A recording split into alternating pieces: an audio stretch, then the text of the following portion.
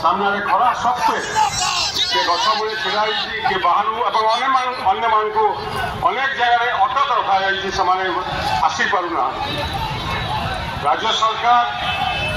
एपरी भाव भयभीत होती जार परिणाम होती विभिन्न जगह लोके आसुंच अटक रखा पुलिस मध्यम आम घोर निंदा कर महिला सशक्तिकरण विषय आपण मैंने समस्ते जानी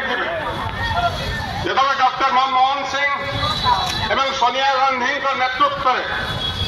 एक सरकार दिल्ली में चली